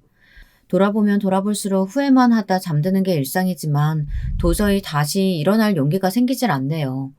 혼자 우두커니 누워 매일 혼자 사연을 듣기만 하다가 직접 자서전을 쓰듯 한번 글로 옮겨보았습니다. 앞으로 제가 어떻게 살아가야 할지 여러분이 조언 댓글 남겨주시면 다시 한번 힘내서 살아가 보도록 하겠습니다. 저의 이야기 들어주셔서 감사해요. 여러분, 두 번째 사연 시작하기 전에 좋아요, 구독 꼭 눌러주실 거죠? 그럼 두 번째 사연 바로 시작합니다. 진짜 인생사 모르는 일이라지만 요즘에 제가 이런 선택을 해서 살고 있을지 누가 알았겠어요. 제가 처음 남편과 만나게 됐을 때만 해도 저와 그 사람의 미래에 이런 일이 있으리라 상상도 안 했어요. 일단은 그 당시에 조금 부끄러운 기억을 말하자면 제가 좀 더 남편을 좋아했던 것 같아요. 이 사람은 대학에서 만났는데 저보다 선배 오빠로서 꽤 똑똑하기도 했고 여기저기 눈에 띄는 사람이었답니다. 둘 다 디자인을 하는 사람이긴 했지만 전 기계를 잘 못 다루고 셈이 느린 편이라 늘 어리버리하게 헤맸었어요. 그런 저에 비해 이 사람은 엄청 머리가 팍팍 잘 돌아가는 데다가 모든 만능으로 하니까 그게 그렇게 멋져 보이더라고요. 그리고 절 얼마나 잘 가르쳐줬는지 몰라요. 유진아, 너 왜 또 이걸 헤매는 거야? 아이고, 이리 나와봐봐. 오빠가 가르쳐줄게. 일단 하나씩 하다 보면 하나도 어렵지 않다니까. 자, 이제 마우스를 이쪽에 대고, 그래, 그때는 이걸 쳐야지. 다시 처음부터 해보자. 이렇게 하면서 저한테 하나하나 가르쳐주고 눈을 다정하게 맞춰주는데 어떻게 반하지 않을 수가 있겠냐고요. 이때부터 완전히 반해버렸고 낮이나 밤이나 이 사람 생각에 늘 가슴이 쿵쿵거렸어요. 근데 왠지 저 혼자 착각하는 것 같은 거예요. 그러니까 마음 둘 곳도 없고 정말 어째야 할지 몰라가지고 여기저기 상담도 했었답니다. 당시 같은 과 친구는 이런 제 마음을 알고 있어서 곧잘 상담을 해줬어요. 그러지 말고 영호 오빠한테 한번 슬쩍 떠보듯이 얘기해봐. 그 오빠 인기 진짜 많은 것 같아. 너는 모르겠지만 여자애들 몇몇만 모였다 하면 다 영호 오빠 얘기만 하는 것 같더라. 내 남친은 그 형 왜 인기 많은지 모르겠대. 아무튼 너도 그렇게 생각만 하고 있다가는 금방 뺏길 수 있으니까 빨리 방법을 찾아봐. 이 말을 들으니까 막 조급해지기 시작하는 거예요. 그냥 제 눈에 봐도 그 오빠는 또래 여자애들이 무척 좋아할 타입이었고 틈만 나면 주변에 몰려다니는 애들이 있었거든요. 게다가 영어도 얼마나 잘하고 발음이 좋은지 가끔 디자인 프로그램을 하다가 영어를 쓸 때 보면 정말 제 눈에서 하트가 다 쏟아질 지경이었어요. 한창 눈치를 보던 중에 저는 용기 내어서 말을 했어요. 영호 오빠, 나 이거 너무 어려워. 도저히 못할 것 같아. 에휴, 또 모르겠어. 유진이 너는 진짜 몇 번을 알려줘야 되냐? 왜 집에 가서는 제대로 안 하는 거야? 그럴 거면 학원을 다니던지. 답답해하는 오빠에게 저는 주변 여자애들이 듣지 못하도록 아주 소리를 죽여 작게 말을 했답니다. 오빠가 계속 나 전담으로 가르쳐주면 안 돼? 다른 애들 말고 나만, 응? 그러자 이 둔한 오빠는 무슨 말인지도 못 알아듣고 뭔 말도 안 되는 소리를 하냐는 얼굴이더라고요. 뭐야, 나도 지금 하기 바쁜데 언제까지 애들만 가르쳐주고 앉아있냐? 자기 살 길은 자기가 알아서 찾는 거야. 이때 저는 심호흡을 한 뒤 아주 크게 용기를 냈어요. 지금 생각하면 어쩌자고 그런 말을 한 건지 진짜 도망가서 어디 물에라도 뛰어들고 싶다니까요. 저도 참 어렸던 거죠. 내 살 길은 오빠가 알아서 해주면 안 돼? 평생? 정말 두 귀를 열고 들을 수도 없을 이런 끔찍하게 유치한 말을 건네놓고 저는 차마 눈을 뜰 수 없어 계속 감고 있었어요. 아마 이 고백이 받아들여지지 않는다면 저는 대참패를 기록하며 다음 날부터 학교에도 다닐 수 없을 것이고 만약 받아들여진다면 이만한 대축제도 없는 거잖아요. 이렇게 생각보다 꽤 확률이 좋지 않은 게임을 걸어두고 숨죽인 채 짧게 정적이 흘렀답니다. 그런데 제가 눈을 힐끗 뜨고 쳐다보니 이 사람 얼굴이 엄청 빨개진 거예요. 그러면서 눈도 못 쳐다보고 계속 다른 데만 쳐다보면서 머리를 긁적긁적 하더라고요. 다른 부분에는 똑 부러지고 야무지던 사람이 이렇게 훅 들어오는 고백에는 익숙하지 않았었나 봐요. 정말 어찌할 바를 모르고 우물쭈물 대더니만 결국에는 완전히 승낙을 하더라고요. 나라도 괜찮으면 아무튼. 그러면서 다시 빈 화면을 가리키면서 마우스를 잡으라고 하는데 어지간히 머쓱해하는 게 느껴졌어요. 결국 둘 다 킥킥거리고 웃다가 빵 터져서는 아무런 작업물도 만들지 못하고 그렇게 바보 같은 시간을 보냈답니다. 우리는 그 이후로 급속도로 자타공인할 만한 연인이 돼서 어딜 가던 함께 다녔고요. 많은 여자 선후배들 그리고 또래들로부터 질투 어린 눈길을 받게 됐어요. 당시에 저보다 더 어린 여자애들이 엄청나게 붙어서는 여자친구가 있어도 괜찮으니 만나달라는 망언까지 서슴지 않더라고요. 그래도 이 사람에게 제가 나름 만족을 했던 건 그런 실없는 소리를 들을 때 꽤 선을 정확하게 그었다는 거예요. 골키퍼 있으면 골이 안 들어가냐니. 그건 또 무슨 개풀 뜯어먹는 소리야. 다른 데 알아봐. 난 관심 없어. 이러면서 딱 선을 그어주니까 저는 더 반해버리고 말았어요. 그러다 보니 당시에 괜히 우리 엄마를 부추겨가지고 반찬을 만들어달라 뭘 해달라 하면서 그렇게 갖다주고 살뜰히 챙겼었답니다. 적어도 연애를 할 무렵에 저희 시어머니는 둘이 결혼까지 간 사이는 아니라서 그랬는지 몰라도 저한테 제법 잘해주셨어요. 깍듯하게 인사도 하시고 저를 되게 위해주는 듯 말씀을 하셨답니다. 아이고, 우리 영호 먹으라고 뭐 이렇게 많은 걸 보냈어. 엄마한테 감사하다고 전해드려. 유진이는 참 손이 야무지네. 어쩜 음식도 이렇게 예쁘게 포장을 했대? 응? 시집 가면 아주 야물딱지게 살림도 잘하겠어. 이렇게 잘 챙겨주듯 말씀을 하시니까 전 자연스럽게 우리 둘의 미래를 그려보게 됐답니다. 둘이 그렇게 만남을 가지는 동안 이 사람은 일찍이 취업을 했어요. 그리고 저도 못지않게 빠른 취업을 했고 둘이 적당한 나이가 되어서 그런지 몰라도 결혼 얘기가 나오고 있었습니다. 근데 이때 저를 약간 불안하게 했던 게 이 사람은 그렇게 결혼에 있어서 적극적이지 않더라고요. 저랑 만나온 세월이 그렇게 적은 게 아님에도 불구하고 빠릇빠릇하게 움직일 생각을 안 하는 거예요.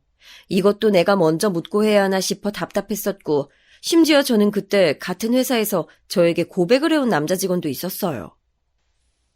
유진 씨, 지금 만나는 남자친구 실제 아는 사람이긴 한 거야? 한 번도 회사 앞에 데리러 온 적도 없잖아. 나라면 이렇게 예쁘고 귀여운 여자친구 있으면 매일 데려다주고 데리러 오겠다. 아니, 적어도 일주일에 한 번은 데리러 와야지. 불안해서 어떡하냐고. 다른 남자들이 치근덕거릴 거 생각하면 신경도 안 쓰이나 봐. 몇 번 저한테 이렇게 추파를 던지더니 제가 반응을 안 하니까 나중엔 아예 노골적으로 티를 내더라고요. 이봐 유진 씨, 그러지 말고 그 남자친구 버려. 내가 볼 때 그 친구는 자기 여자한테 아주 무심한 타입인 것 같아. 결혼 생각하는 건 아니지? 그런 타입들이 결혼하면 더 여자 힘들게 한다니까. 자기밖에 몰라. 자고로 남자는 자기가 좋아하는 여자 만나야 되고 여자도 자기를 엄청 좋아해주는 남자를 만나야 행복한 거야. 유진 씨한테 잘해줄 남자가 여기 있는데 왜 방향을 자꾸 잘못 잡는 거냐고. 이러면서 자꾸 제 눈치를 살피고 그러는 거예요. 이때 남자친구였던 제 남편은 당시 다니던 직장이 힘들다고 고통을 토로하긴 했어요. 이제 이혼한 지 얼마 안 된 직장 상사가 그렇게 끌고 다니면서 술을 마셔대고 엄청 괴롭힌다고 들었거든요. 그러니 저도 어느 정도 서운한 마음이 있으면서 잘 표현을 못했고 혼자 꾹꾹 참기만 했었답니다. 그렇게 지치고 있던 차에 저도 하필 회사에서 일하다가 아픈 적이 있었는데 그런 저를 챙겨준 건 남자친구가 아니라 앞서 말한 직장 동료였어요. 그 사람이 저를 데리고 가서 챙겨주고 이러니까 마음이 자꾸 약해지는 거예요. 약이며 죽이며 이것저것 사다 주는 모습에 좀 마음이 몽글몽글해져서 그때는 저도 분간이 잘 안 되더라고요. 진짜 내 옆에서 나를 소중하게 생각해주는 사람이 누군지 말이에요. 아무래도 이런 상태로는 저도 더 이상 시간을 낭비해선 안 된다는 생각이 들었답니다. 고민을 하다가 이 사람을 불렀고 나름 쓰린 속을 안고 말을 했어요. 오빠, 우리 이제 그만 헤어지자. 각자 다른 길 가는 게 맞는 것 같아. 나도 이제 나 좋아해주는 사람 만나고 싶어. 맨날 나만 더 좋아하는 것 같고 너무 지치네. 어렵게 말을 하고 자리를 떴는데 그때 정말 꽤나 울면서 나왔던 것 같아요. 하지만 얼마 안 가서 붙잡고 안 된다며 울길래 둘이 아주 대성통곡을 했었네요. 자기가 더 잘하겠다고 이제 헤어질 수 없다면서 오열을 하는데 그냥 두기가 힘든 거예요. 결국 아주 이상한 흐름이지만 이렇게 어영부영 결혼을 준비하는 상황으로 이어가게 됐습니다.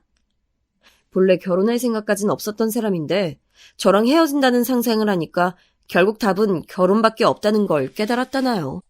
그렇게 해서 둘이 작은 신축형 빌라를 얻게 됐고 이때 어머니가 무리해서 해주신 상태에서 결혼 생활을 하게 됐어요. 그렇다 보니 초반에 어머니가 저희에게 일정 상황 경고를 하시더라고요. 좀 당황스러웠어요. 니네들 갑자기 결혼들을 한다고 하니까 그런 줄 알긴 한데 말이야. 그래도 그렇지. 내가 지금 여윳돈이 얼마 없어. 영호도 취업한 지 뭐 얼마나 됐다고 집을 구할 돈이 있겠어. 어느 정도 내가 보태주긴 하지만 그래도 니네 이 정도는 갚아야 해. 본인 형편이 좋지 않고 노후에 쓸 돈을 끌어오는 셈이니 금액이 얼마 정도는 선을 그어야 한다고 하시는 거예요. 여기부터의 돈은 너희가 다시 되갚아야 한다고 하도 강조를 하시길래 일단은 그냥 받아들이기로 했었어요. 돈이야 뭐 둘 다 벌고 있었으니까 어떻게든 잘 갚을 수 있다고 생각은 했었는데요. 근데 이게 어쩜 얼마 시간이 오래 지나지도 않아서 상황이 바뀌는 걸까요? 남편은 대뜸 신혼 7개월 무렵 직장을 그만두겠다고 하는 거예요. 뭐라고?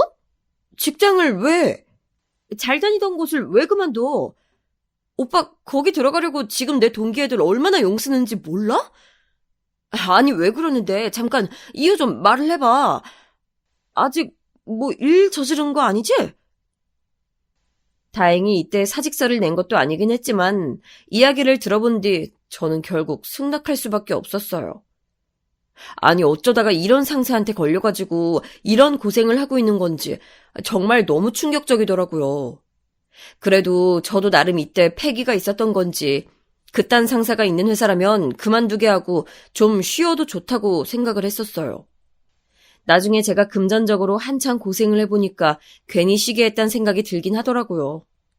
그만두는 한이 있더라도 곧장 텀을 길게 두지 않고 바로 일하게 했었어야 하는데 말이에요. 너는 일단 이런 상황을 잘 모르지만 아무튼 내가 이번에 일을 좀 겪었어. 자세한 얘기들을 그동안 안 하니까 너도 내가 얼마나 힘든지 몰랐지? 당시 남편은 맨날 야근을 밥 먹듯 하고 신혼인데 둘이 마주칠 일도 적은 상태로 툭하면 늦게 들어오는 거예요. 그걸로 약간 다투기도 했었거든요. 나도 늦게 들어오고 싶어서 그랬던 게 아니야. 그리고 너무 회사 다니기 싫고 역겹고 하여간 언젠가 너한테 얘기할 날만 기다리고 있었어. 아마 알았으면 넌 절대 나가지 말라고 했을 거고. 아니 대체 뭔 얘기인데 일어나 있는데 상황이 진짜 최악이긴 했어요. 근데 그럼 팀을 옮기면 됐을 텐데 이 상사가 꽤 높은 어르신들과 친한 사람이라서 거의 회사의 뼈대나 마찬가지인 인간이었거든요. 그렇다 보니 아무리 옮겨 다닌다고 해도 그 인간 손바닥을 피할 순 없겠더라고요. 정 부장 있잖아. 그 사람 진짜 최악이야. 어쩜 그렇게 가정에 있는 인간이 지저분하게 돌아다니는지 모르겠다니까. 툭하면 접대한다면서 술 끌고 다니고 이상한 데 데리고 다니고 아주 거기 사모님한테 일러 바치고 싶어서 죽겠다고. 나는 맨날 근처 끌려가서 힘든 일을 겪을 뻔했어. 그런 역겨운 경험 또 하고 싶지 않아. 듣자 하니 유흥을 너무 좋아하는 인간이라 툭하면 남자 직원들을 그렇게 끌고 다닌다는 거예요. 혼자만 놀기는 싫다면서 유부남이건 미혼이건 간엔 따지지도 않고 남자 직원들과 못된 짓들을 하러 다닌다는데 듣는 내내 손이 떨리고 식은땀이 나더라고요. 그나마 남편은 술도 약하고 여러모로 그런 쪽을 싫어하기 때문에 거부했었다지만 그러다 보니 아주 제대로 찍혔다나 봐요. 나 진짜 방법이 없는 것 같아. 그냥 그만두는 게 나아. 이러다가 정신병 걸릴 것 같아. 너라면 내가 어떻게 하는 게 낫겠어? 나 좀 쉬면서 일자리 알아보려고 하니까 나 좀 믿어주면 안 돼? 이 말을 듣고서 남편이 핸드폰으로 그 정부장 사진을 보여주는데 진짜 액면가는 아주 멀쩡한 좋은 남편이자 아빠 같은 얼굴을 하고 있더라고요. 아무튼 남편이 심적으로 너무 스트레스를 받은 것 같았어요. 한 번은 내가 야근이며 술 접대가 너무 많은 것 같아서 바른 말을 했더니 내 얼굴에 서류를 집어 던지는 거야. 와, 진짜 죽을 맛이더라. 정말 어떻게 하면 좋을지 모르겠어. 이런 말을 하면서 얼굴이 새하얗게 질려있는데 이때는 제가 봐도 좀 위험하다 싶었어요. 여차하다가 이러면서 우울증 심하게 오면 감당이 안 될 것 같더라고요. 주변에 다른 문제로 우울증 약을 먹고 있는 친구가 있는데 감정 기복도 엄청 심하고 부모님이 무척 고생을 하셨어요. 저는 남편의 부모님도 아니고 한낱 아내일 뿐이잖아요. 그런데 얼마나 제가 견뎌낼지 자신이 없더라고요. 왜냐면 이때 회사에서 바쁜 건 똑같았고 밀려드는 업무에 엄청 지쳐 있었거든요.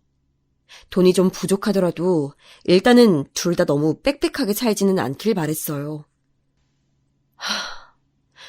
오빠 생각이 그렇다는데 내가 뭐라고 하겠어.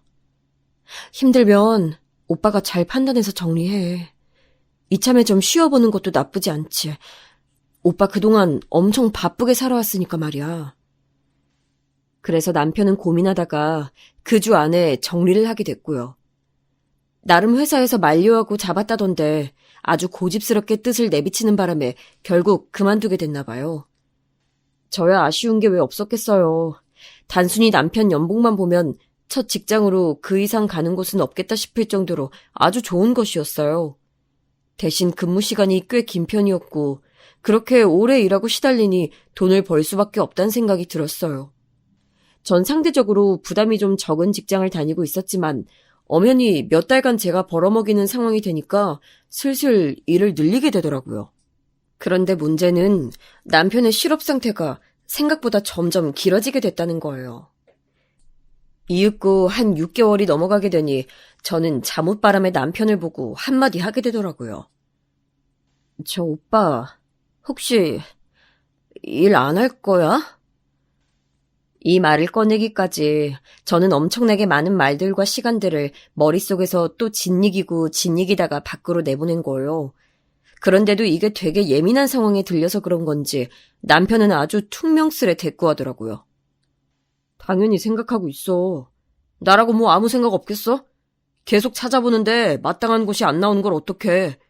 들어갔다가 또 그냥 나올 순 없잖아. 마지막 말을 들으니 저도 모르게 그냥 잠깐 체념하게 되는 거예요. 그래, 급한 마음으로 직장 찾아 들어갔다가 또 빨리 그만두고 나오면 안 되지. 이런 생각이 들어서 조금은 참게 됐어요. 그런데 이것도 적당히 한계점이 있는 거지. 이날은 참았지만 그렇게 한 달이 더 흘러가니까 저도 폭발하게 되었답니다. 왜냐면 저 역시 회사에서 스트레스를 받고 있었고 고지서 같은 거라도 날라오는 건 저만 관심 있게 보고 있는 거예요. 남편은 제가 벌어오는 생활에 마치 적응이라도 된 마냥 당연한 듯 그런 고지서들은 한켠에 밀어두더라고요. 오빠, 이거 고지서 봤어? 세금이 매달 이렇게 나와. 우리 절약해야 돼. 어머니한테 갚을 돈도 있잖아. 그러자 남편은 또 삐딱하게 반응을 하는데 저는 이제 그걸 그냥 넘길 상황이 아니었어요. 나도 안다고 했잖아. 얼마 전에 면접도 받고 그러는데 잘 안 돼. 내가 일부러 그러는 게 아니잖아. 오빠, 이제 그런 말은 좀 그만해. 이쯤 되면 본인이 알아서 출근도 하고 적당히 대책을 세워야지. 상황은 알겠지만 자꾸 감정만 호소하면 어떡해. 어머니는 매달 나한테 연락 오셔서 꼬박꼬박 돈 보내라고 하시지. 진짜 은행보다 더 타이트한 것 같아. 이쯤 되면 얼른 움직여야 되는 거 아니야? 저는 정말 너무 실망스러웠던 게 적어도 대학 다닐 때 무렵에 저를 챙겨주던 그때의 모습과 너무 달라진 거예요. 사실 그때에 비해서 이 무렵 때도 시간이 꽤 흐른 편이긴 했었지만 그렇다 쳐도 이게 뭐예요. 결혼하고서 1년 가까이 저한테 모든 걸 일임하고 잠옷바람으로 집에만 있을 줄은 몰랐어요. 이런 부분에 대해서 어머니한테 한번 호소한 적이 있었는데 역시 팔은 안으로 굽는다고 그저 본인 아들 편만 드시는 거예요. 영호가 그러고 싶어서 그러는 게 아니잖냐. 네가 좀 상황 봐가면서 적당히 모른 척 해줘. 남자들이란 게 그렇게 그런 상황에서 여자가 쪼는 것 같으면 더 도망가고 싶은 거라고.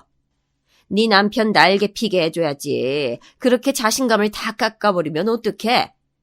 행여라도 네 남편한테 빨리 취업하라고 닥달 좀 하지 마라. 이런 말씀을 하실 거면 어머니나 저한테 다달이 들어가는 돈 닥달을 하지 마셨어야 할 텐데 남의 집 딸 돈은 조금도 귀하지 않으신가 봐요. 한 번은 제가 한 달 밀린 적이 있었는데 심지어 그때는 집에 찾아오셨다니까요. 남편은 태평하게 옆에 소파에 퍼들러져 있고 말이에요. 얘, 이달 돈 안 보내줬더라? 그걸 까먹으면 어떡하냐. 나는 그것만 바라보고 있는데. 미루지 말고 오늘 바로 보내, 어? 지금 당장 내 눈앞에서 보내라. 내가 그래야 안심이 돼. 신경 쓰여서 버스 타고 여기까지 왔잖냐.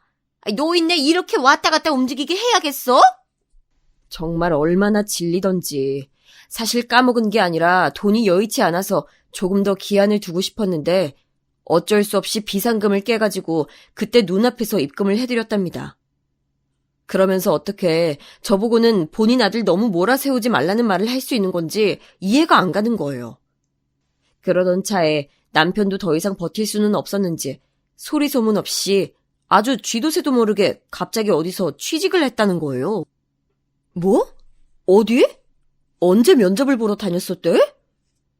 당황해서 묻는 저에게 남편은 머쓱하게 웃더니 자기도 할 건 한다고 꽤 생색을 내더라고요.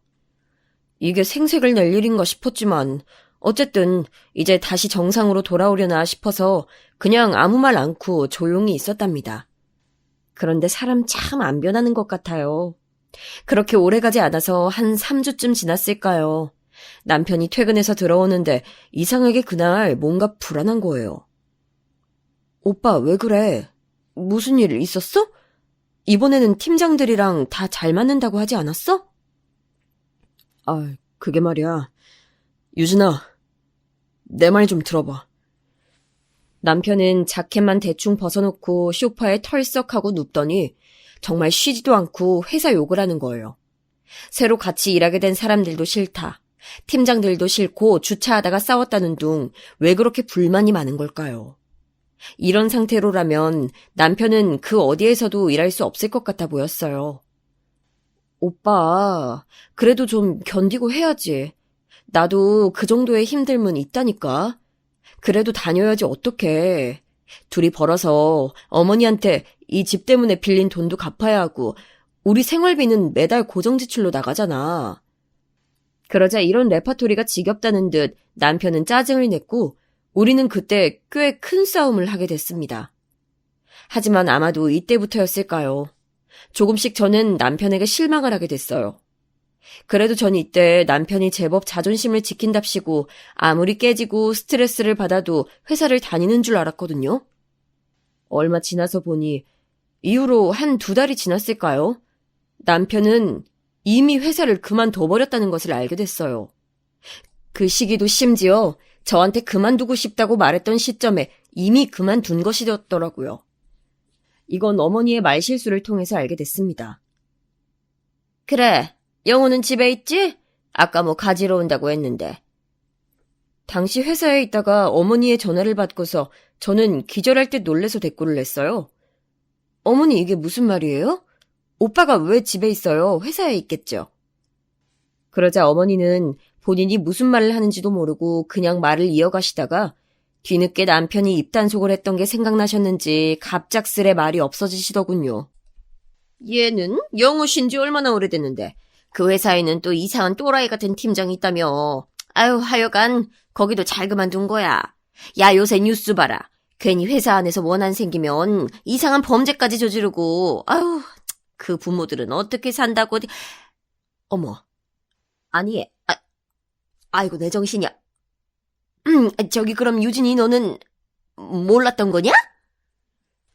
전 정말 하늘이 무너지는 기분이었어요. 남편이 또 직장을 그만둔 것도 미칠 것 같지만 저에게 거짓말을 하고 회사를 다니는 척을 했었던 거잖아요. 어머니, 어떻게 이럴 수가 있나요? 저한테 거짓말을 하고 어머니한테만 얘기하고 그럴 수가 있는 거예요? 그래도 되는 거냐고요? 그러자 어머니는 또 자기 아들이 욕먹는 거 싫으니까 잽싸게 제 탓으로 돌리는 거예요. 네가 자꾸 사사건건 트집 잡고 욕하지만 않아도 영호는 진즉에 좋은 직장 갔어. 그러게 네가 마음 좀 편하게 해주지 그랬어. 너 말이야, 잔말 말고 이따가 영호 만나면 절대로 모른 척 해야 된다. 그 녀석이 너가 안다는 거 알면 더 기지개도 못 피고 힘들어할 거야. 아우, 그래가지고 좋을 게 뭐가 있냐 서로 간에. 그냥 쉬쉬 해주는 게 좋은 거야. 그러는 어머니는 아버님이 몰래 주식하다가 걸렸을 때 정말 사생결단을 낼 듯 싸우셨다면서 역시 본인 배에서 나온 아들은 안쓰러워서 못 견디겠나 봐요. 아무튼 저는 그때 집에 가서 아주 난리 부르스를 피워놨고 남편이야 곧 죽어도 할 말 없으니 그냥 입을 다물더라고요. 그래서 저는 단단하게 경고를 했어요. 내가 치사하게 나오는 게 아니라 오빠가 지금 나한테 정말 너무하고 있다는 생각 안 들어? 나도 다리가 부르트도록 회사 왔다 갔다 하고 있어. 나 이제 내 월급 전부 다 나누기는 힘들 것 같아. 어떻게든 오빠가 일을 하던지 아니면 비상금을 내던지 아님 어머니한테 말씀드려서 다달이 갚는 돈을 좀 줄이던지 알아서 해봐. 나 더 이상은 내가 버는 거 온전히 다 못 줄 것 같아. 당시 저는 월급이 300 좀 될까 말까 한 상태였어요. 신혼부부 둘이 산다지만 외벌이로 절대 여유 있는 돈이 아니잖아요. 어머니가 갚으라고 하신 돈이 달마다 100만 원씩 들어가고 둘이서 살고 있는 생활비를 제가 아무리 아낀다 쳐도 쉽지 않았어요. 금세 바닥이 나버리고 어떤 때에는 제가 결혼 전 모아두었던 자금까지 손대게 되더라고요. 나는 이렇게 지치고 힘들게 일을 하고 있는데 매달 들어오는 돈은 제 손에 쥐어지는 게 정말 조금도 없었어요. 친정에서도 얼마 저를 보태주시긴 했지만 넉넉한 형편은 아니었고 하여간 저도 정말 너무너무 힘들었거든요. 그런데 남편은 이때 알겠다고 말은 하더니 내내 사람이 삐져가지고는 답도 잘 안 하고 뾰루퉁해 있는 거예요. 이게 반복되다 보니까 저는 점점 지쳐가기 시작했어요. 하지만 저를 더 궁지로 내모는 사건이 하나 있었으니 이때 전 잠깐 이혼을 결심하기도 했었어요. 정말 어디 말하기도 창피해서 인터넷 커뮤니티에 글을 올려서 물어봤었다니까요. 거기에 제가 적었던 글을 일부를 올려보자면 대강 내용이 이래요. 남편이 저 몰래 비싼 게임기를 사버렸는데 이혼하는 게 나을까요, 아닐까요? 현재 남편은 신혼 초 7개월 차부터 지금까지 쭉 백수인 상태예요. 몇 번이나 취직을 한다고 했다가 포기하기도 하고 그러면서 제가 외벌이를 하고 있는데요. 시댁에 갚을 돈도 있고 돈은 많이 나가는데 이 사람은 전혀 개념이 없어요. 세금 고지서에 대한 관심도 없고 심지어 얼마 전에는 본인 비상금으로 엄청 비싼 게임기를 사서 숨겨놓은 걸 걸렸어요. 정말 정남이가 떨어집니다. 이쯤에서 아기도 없을 때 이혼하는 게 맞을까요? 이런 식으로 글을 적었어요. 거기는 저랑 나이대가 비슷한 남녀가 모두들 모여있는 곳이었는데 그래서인지 다들 꽤나 제 입장을 공감해주면서 말을 하더라고요. 그런데 여자들은 이혼을 하라는 의견이 압도적으로 있었고 남자들은 같은 남자라서 그런지 몰라도 좀 봐주라는 거예요. 그때 인상적인 댓글이 하나 있어 저는 조금 참아보자 마음을 먹었습니다. 남편분 때문에 많이 힘드시겠네요. 그런데 남편도 마음 둘 곳이 없어서 그렇게 숨겨둔 게 아닐까요? 이번이 처음이라면 딱 한 번만 용서해 주시고 2번 이런 꼴 보면 이혼하겠다고 말해보세요. 그리고 일단 산 거 잘 갖고 놀라고 하시고 취업 빨리 하라고 이제 명분 좋게 압박하셔도 될 것 같아요. 이런 댓글을 보니까 사실상 글이 틀린 말은 아니더라고요. 이미 사버린 걸 어쩔 수 없고 실망한 이유가 이래저래 많긴 하지만 그것 갖고 이혼을 얘기하긴 좀 섣부르단 생각이 들었어요. 안 그래도 매번 취업 얘기하는 거 서로 예민했는데 이 건수를 저당 잡아서 취업을 종용하기 좋다는 생각이 들더라고요. 아무튼 그렇게 남편은 제 눈치를 보며 상황이 역전됐어요.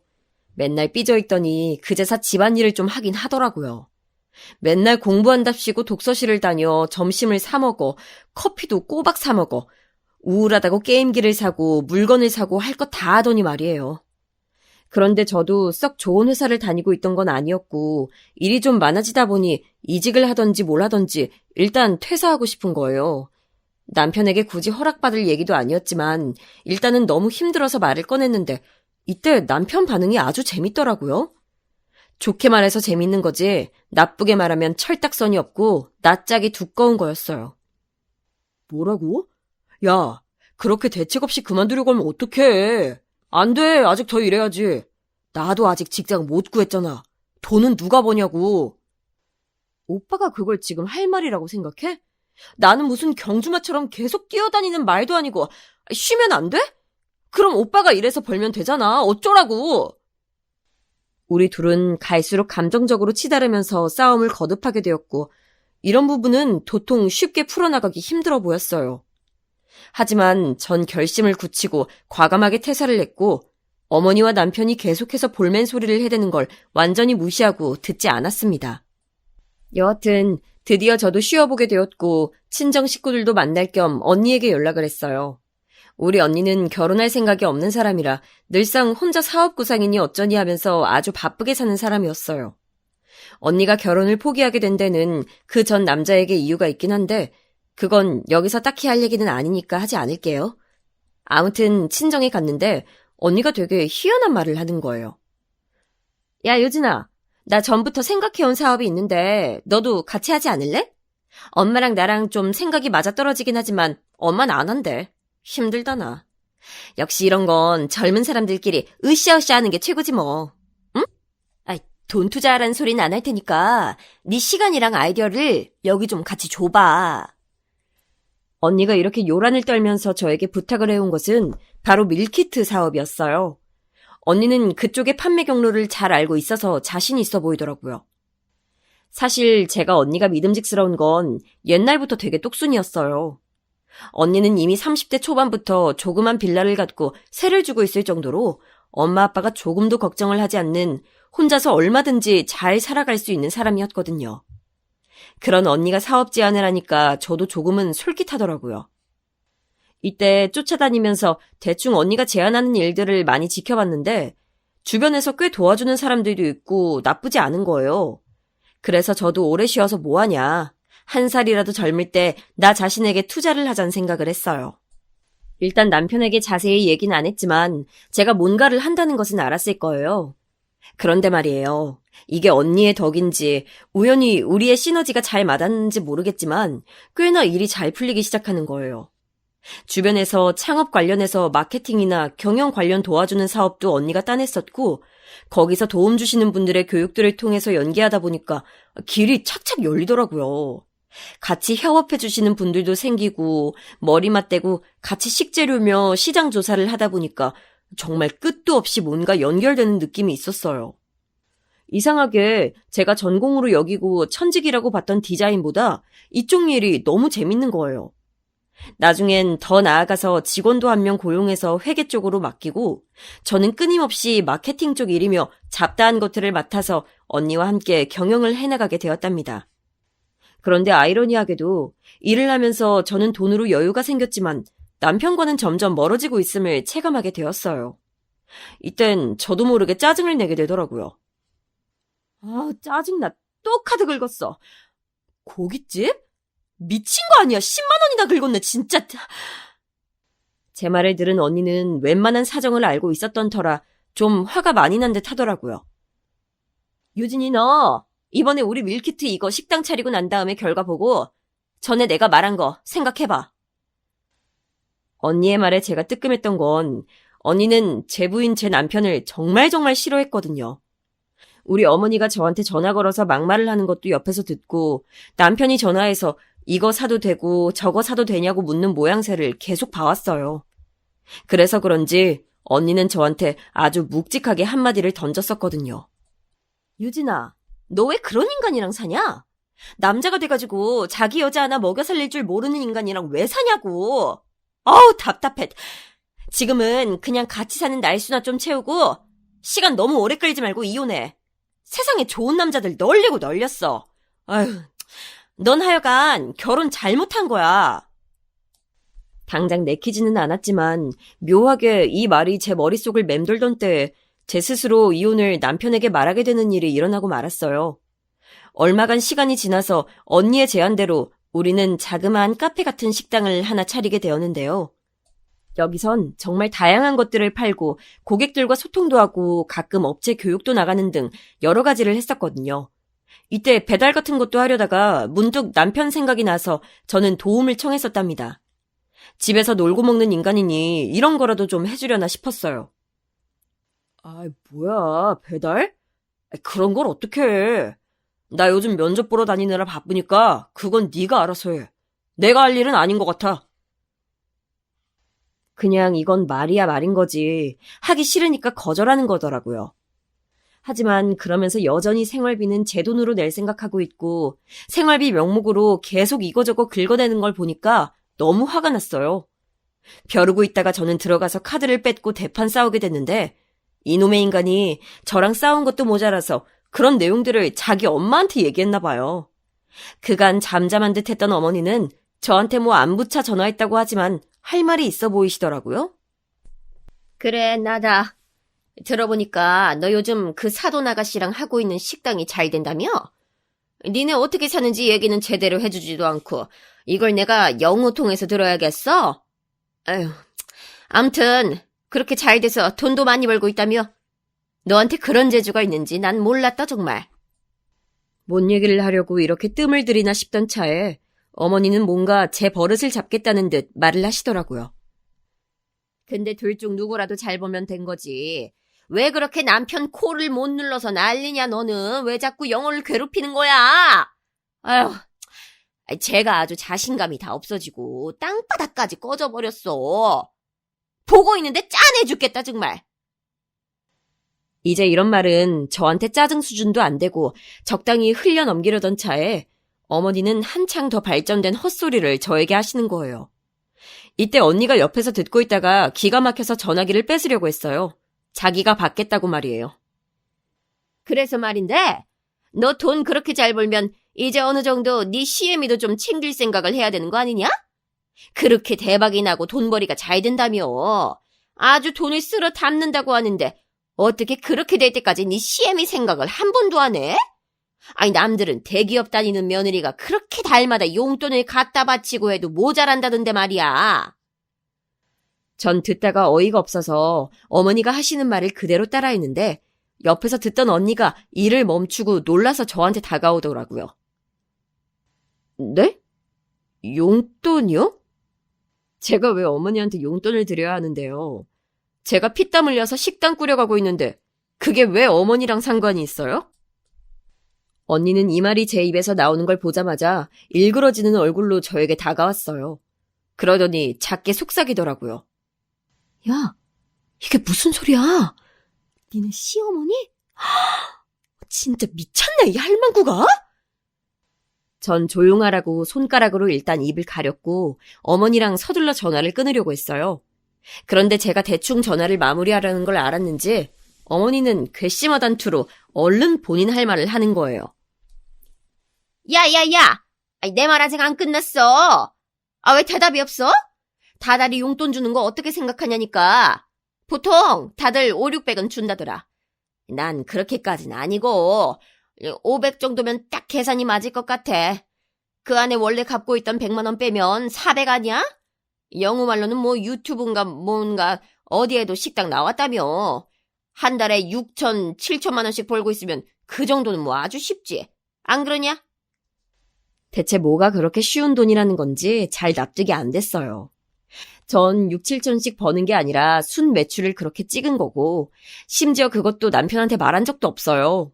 유튜브 나와서 스치듯 인터뷰했던 내용을 남편이 찾아보고는 그걸 또 자기 엄마한테 말했었나 봐요. 생각해보니 그걸 믿고 생활비 쓰는 씀씀이까지 늘려가지고 그렇게 써댔던 것가 싶고 제가 볼 땐 카드를 뺏긴 게 이 전화의 원인인가 싶었어요.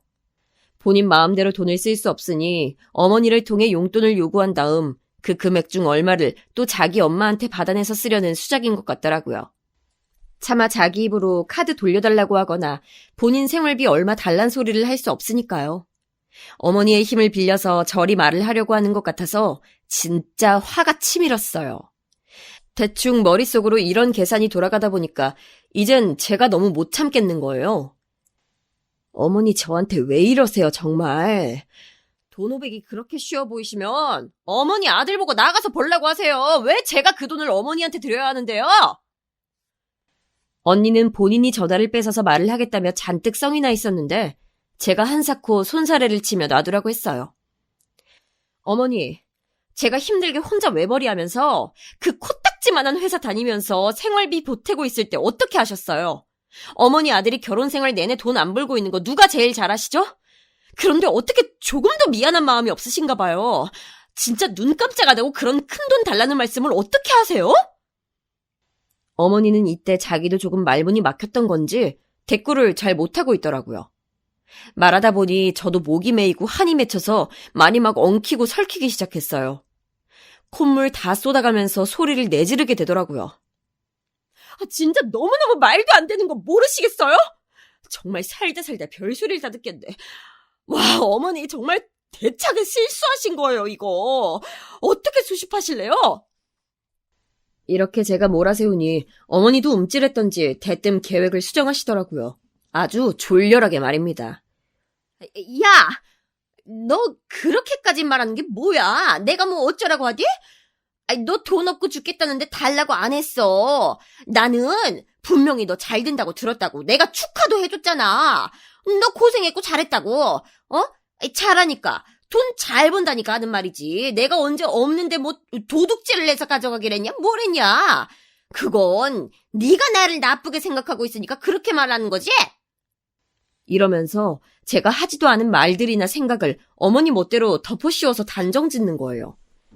슬슬 저는 질려가기 시작했고 일도 바쁜데 이렇게 가족들 싸움이나 시비에 휘말리는 게 너무 피로하게 느껴졌어요. 잠을 제대로 못 잔 지 어느새 2달이 넘었고 커피로 연명하면서 겨우 의식을 깨워갈 때였는데 말이에요. 참다 못한 저는 그렇게 머릿속에 담아두고 참고 참았던 말을 남편 본인이 아닌 어머니에게 쏟아내게 되었습니다.